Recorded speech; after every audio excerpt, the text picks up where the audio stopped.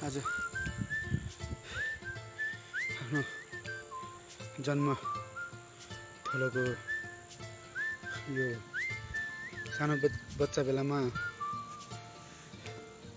उफ्रिने खेल्ने कुद्ने गरेको ठाउँ धेरै पछि आज प्रयास गर्दैछु। यति बेला म जन्मथलोमा छु। यो तल त्यो दृश्य देखिरहेको त्यो हाम्रो खेत पर्दैछ।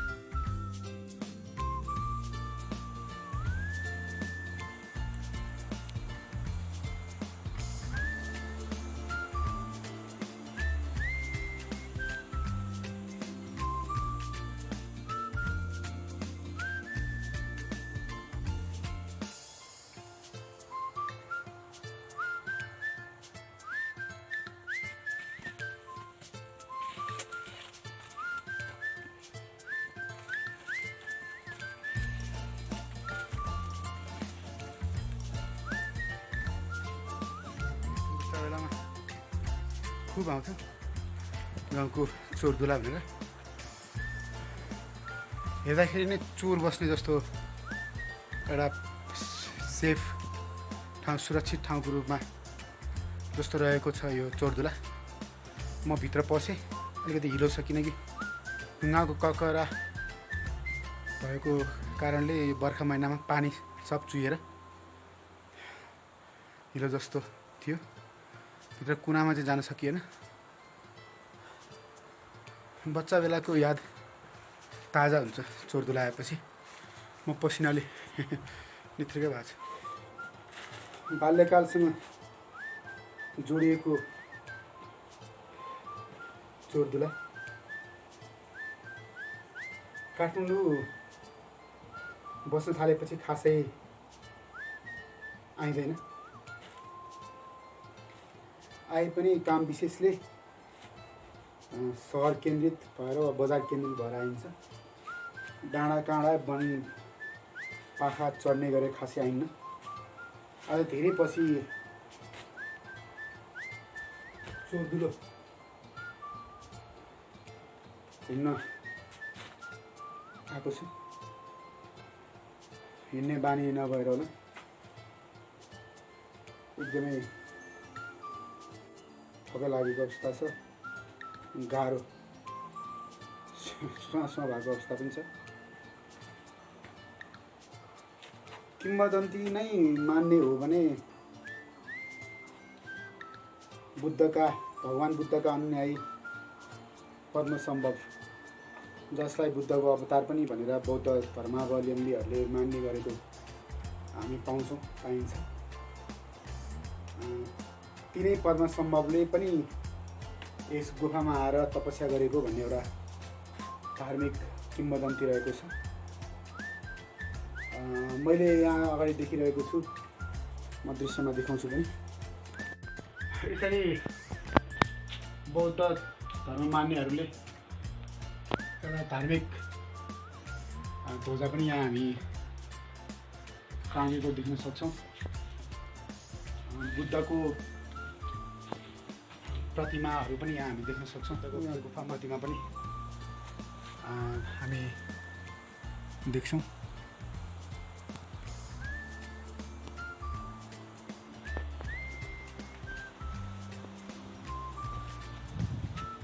जोस् आज धेरै पछि यो पद्मसम्भवले पनि तपस्या गर्नुभएको भनेर धार्मिक मान्यता, बौद्धिक मान्यता रहेको।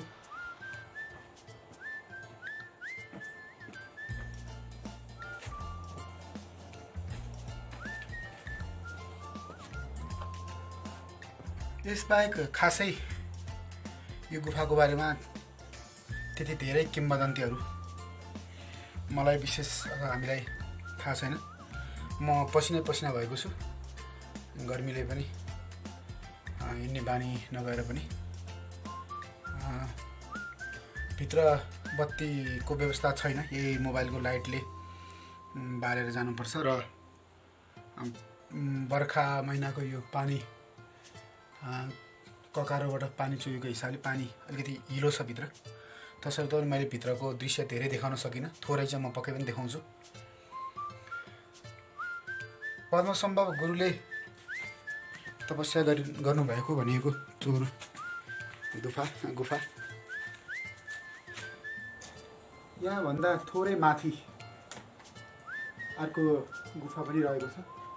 त्यो गुफा चाहिँ धेरै पछि पत्ता लागेकोले म पनि खासै पुगेको छैन, घुम्न पाएको छैन। सायद यसै क्रममा आज समय रहेमा पक्कै पनि त्यहाँ पुग्ने मेरो एउटा इच्छा चाहिँ छ।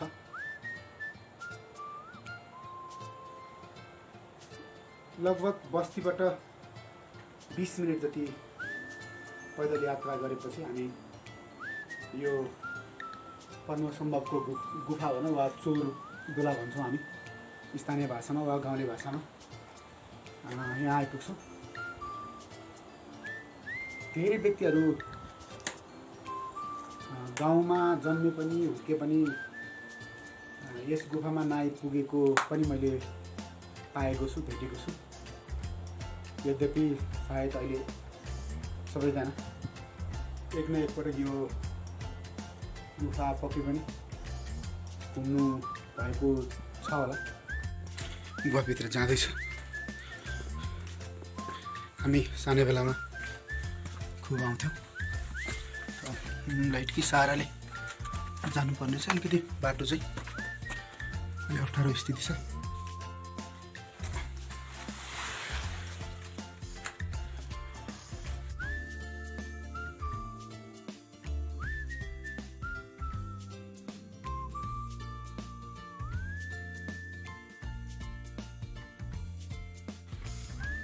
माथि देख्न सक्छौँ पानी पनि रसाइरहेको छ। ओम बुद्धम शरणम गच्छामि, ओम बुद्धम शरणम गच्छामि।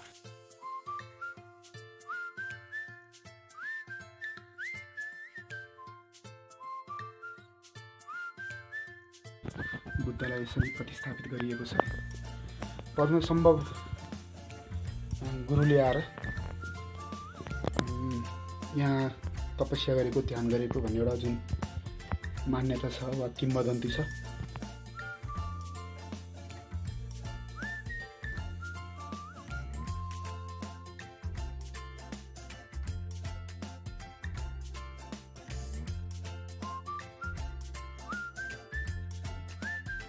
मैले भित्र जुन गुफाभित्र छ, यो गुफाभित्रको अन्तिम ठाउँको यो दृश्य लिएको छु। योभन्दा उतापट्टि गुफा छैन। भगवान् बुद्धलाई यसरी स्थापित गरिएको छ। आज धेरै पछि दर्शन गर्ने, भित्र गुफामा आएर दर्शन गर्ने एउटा जुन मौका मिल्यो।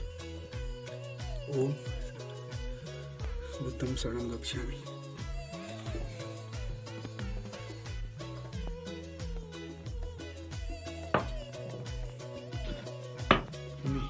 यो चाहिँ गुफाको मेन गहिराई भाग।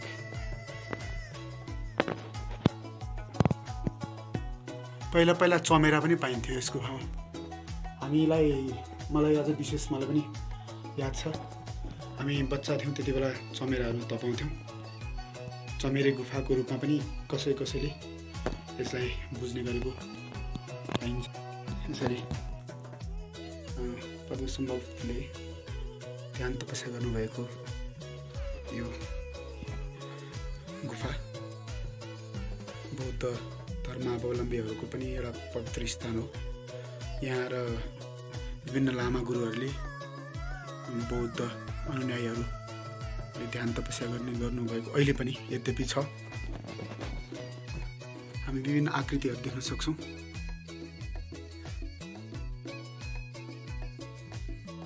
हजारौँ साल लाखौँ सालपछि यस्ता आकृतिहरूको निर्माण हुने गर्दछ। हामीले विज्ञानमा पढेका पनि छौँ। म यहाँबाट अगाडि जाँदैछु। यो चाहिँ गुफाको सबसे माथिको भाग।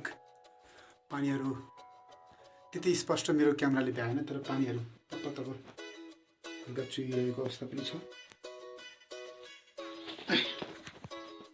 ल अब यसपछि म बाहिर जस्तो गर्दैछु।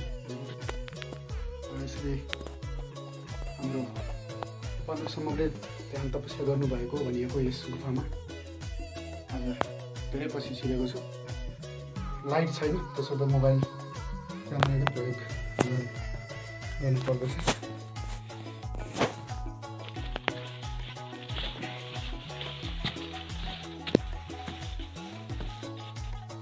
यहाँ चाहिँ एक्जिट अलिकति सानो छ। यसको बनोट छड्के पर्नुपर्छ।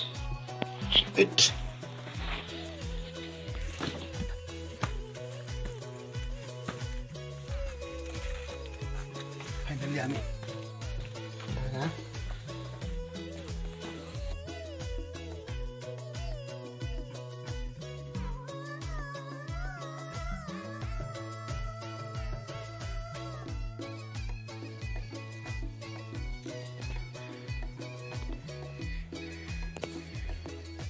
नौमुले लगायत नौमुले पारेको दृश्यहरू यहाँबाट देखिन्छ र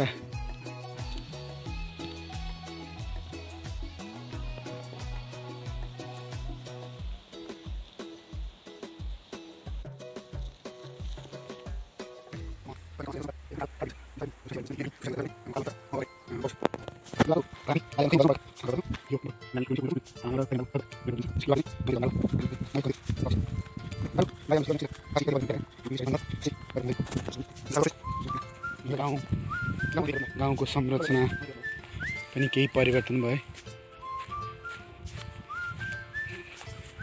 पहिला सीमित पक्की घरहरू देखिन्थे भने अब अहिले यो बस स्टप र गाउँको लगभग पुछारतिरको दृश्य हो। हाम्रो खेतमा बनेको बिल्डिङ सँगैको बिल्डिङ लगायत पारी फर्पिङ बजारभन्दा पारीपट्टि गोपालेश्वर दक्षिणकाली छैमलेसम्मका दृश्यहरू र अझ पारी ललितपुर लेरे साइडतिरको दृश्य पनि यहाँबाट देखिन्छ।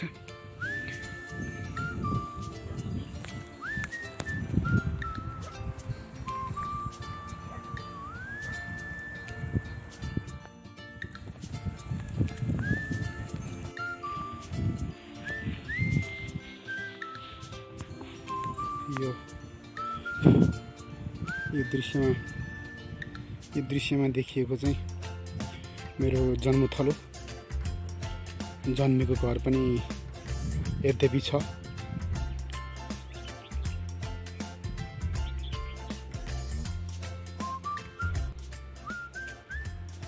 दक्षिणकाली नगरपालिका वडा नम्बर 5 मा अवस्थित यो दृश्य दक्षिणकाली रिसोर्ट सँगै छ। पर्यटकीय हिसाबले पहिला खुब चल्तीमा थियो, आज पनि छ, तर तुलनात्मक रूपमा अलिक कम होला। म यति बेला आइतबारे स्थानीय मन्दिर एउटा धार्मिक रूपमा पूजा गर्ने आइतबारे देवी आइतबारे थान नजिकै छु।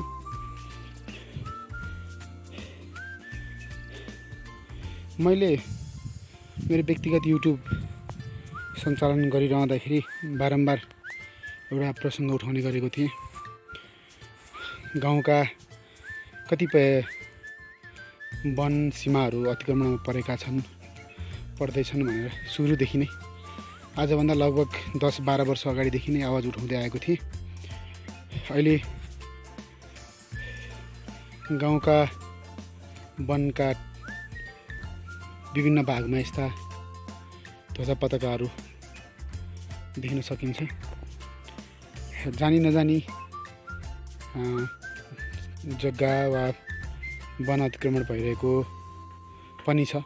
यसलाई हामीले धेरै मानेमा नजरअन्दाज गरिरहेका छौँ। म मेरै जन्मथलोभन्दा थोरै माथि, लगभग 7 देखि 10 मिनट मात्र माथि छु। म जन्मेको घर टोल म अहिले दृश्यमा देखिरहेको छु। यो जुन दृश्य छ हाम्रो टोलको, मेरो टोलको दृश्य हो। धेरै परिवर्तन भयो। समय, परिस्थिति, मैले अघि नै पनि चर्चा गरेँ।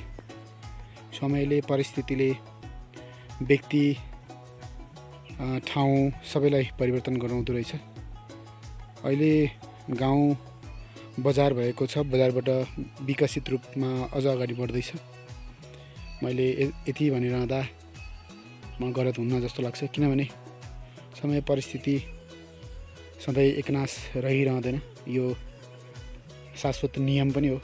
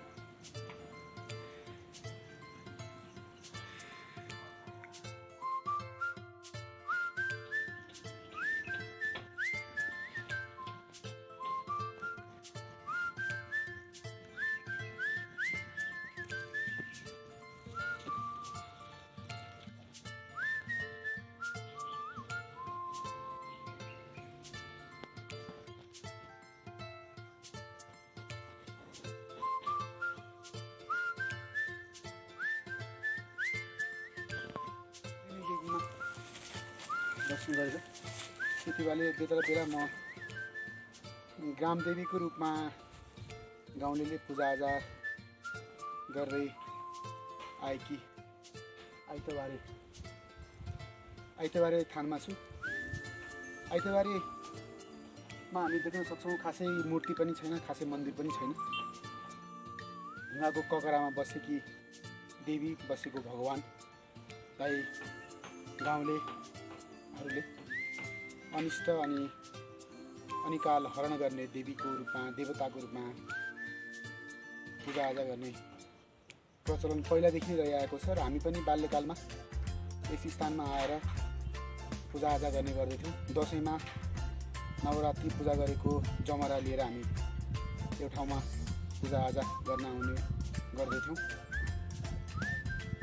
अहिले बर्खा महिनाले गर्दाखेरि खासै मन्दिर जस्तो देखिएको छैन, किनकि पखालिन्छ। ककरामा बसेकी देवी, ककरामा बसेको भगवानको कारणले पनि यहाँ मन्दिर हालसम्म बनाइएको छैन।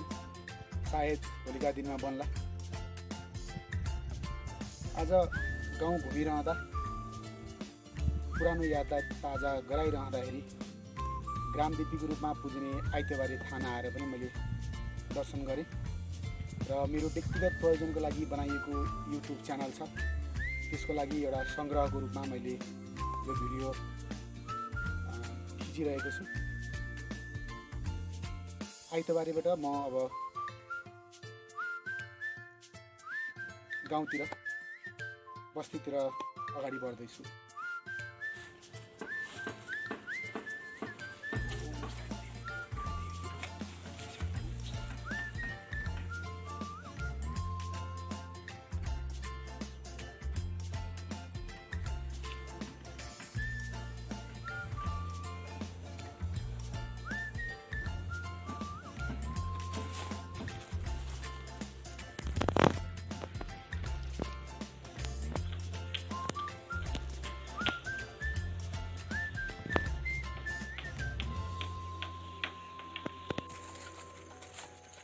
यसरी च्याउ भनिरहँदा एउटा च्याउ मैले यहाँ फेला पारेँ।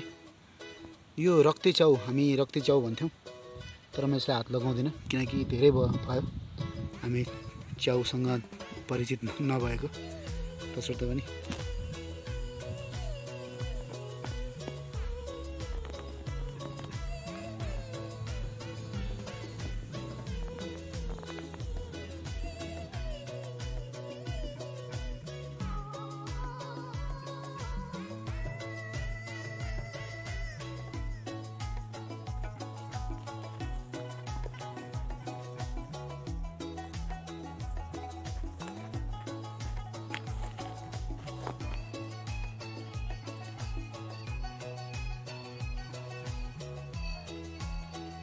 मेरै टोलमा छु, घरभन्दा अलिकति थोरै माथि। प्राय दक्षिणकाली आउँदा म मेरो पुर्ख्यौली थलो जन्मै हुर्केको ठाउँ आउँदिनँ। पहिला अलि नियमित रूपमा धेरै आउजावत हुन्थ्यो भने अलि पछिल्लो क्रममा खासै त्यस्तो आउने गर्दिनँ। यो पछाडिपट्टि अहिले ब्याकग्राउन्डमा देखिरहेको यो जति पनि क्षेत्र हामी हुर्क्यौँ, मेरो परिवार, हजुरबा, हजुरबाको बुवा, बुवा, भाइहरू, बहिनी लगायत मेरो परिवार, हामी यहाँबाट करिब 21-22 वर्ष अघि काठमाडौँ बसाइ सरेर जाँदाखेरि र अहिलेको गाउँमा तात्विक भिन्नता धेरै छ।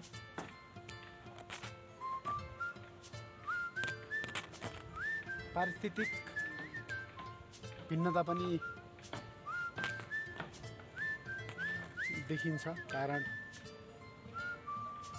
वन जङ्गलहरू बिस्तारै अतिक्रमण भए, लामाका गुम्बाहरू, बौद्ध गुम्बाहरू, विभिन्न संरचनाहरू बन्ने क्रम तीव्र भयो र अहिले हामी जन्मेको, म जन्मेको गाउँ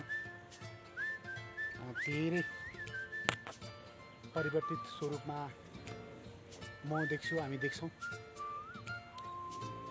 आज धेरै पछि यसरी डाँडा काँडा चढिरहँदा, पुराना यादहरूलाई ताजा गराइरहँदा हामी हिँडिरहने यो वनको बाटो, पारी वनको बाटो, सल्लाघारीको बाटोमा एकछिन अडिएर गाउँलाई सरसर्ती सम्झिन मन लाग्यो, विगतलाई सरसर्ती सम्झिन मन लाग्यो। त्यही तल देखिएको घर, क्यामेराले खासै त्यति स्पष्ट नहोला, तर म देखिरहेको छु म जन्मेको, हामी जन्मेको घर, पुरानो माटाको घर आज पनि एक टक भएर उभिएको छ, बिरानो भएको छ, पुरानो भएको छ, देख्दै हेर्दै विरक्त लाग्दो भएको छ। उमेरले हामी पनि ढल्किँदै गएका छौँ, समय परिस्थिति ढल्किँदै गएको छ। एकटक जन्मेको घरलाई हेरिरहँदाखेरि कता कता दिक्क पनि लाग्छ, कता कता भित्रबाट एउटा माया उठेर आउँछ, पलाएर आउँछ। स्वाभाविक हो। यो गाउँसँग, यो ठाउँसँग यो वन, यो जङ्गल, यो हावासँग काहीँ न केही सम्बन्ध छ। तसर्थ पनि गाउँलाई कहिलेकाहीँ सम्झेर आउन मन लाग्छ। अझै त्यही क्रममा धेरै पछि वन जङ्गल चढ्दै पुराना यादहरूलाई ताजा बनाउँदै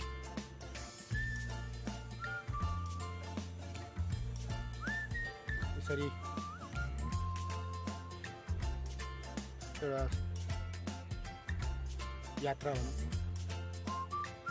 वा भनौँ घुमघाम भनौँ गर्दै अब लगभग यो घुमाइको बिट मार्ने क्रममा छु म। गर्मी भएर पसिनाले लतपत भएर एकपटक गन्जी लगाएको टी सर्ट पनि भिजेर हल्का सुक्दै गरेको अवस्था छ।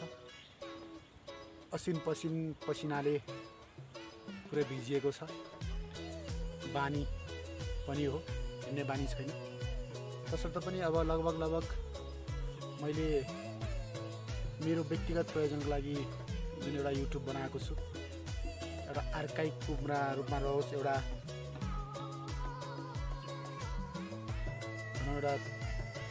हेर्ने भागको रूपमा पछि एउटा स्मरण गरेर हेर्न सकियोस्, विगतलाई कहिलेकाहीँ यसो फर्केर हेर्न सकियोस् भन्ने उद्देश्यले नै मैले मेरो युट्युब च्यानल बनाएको हुँ।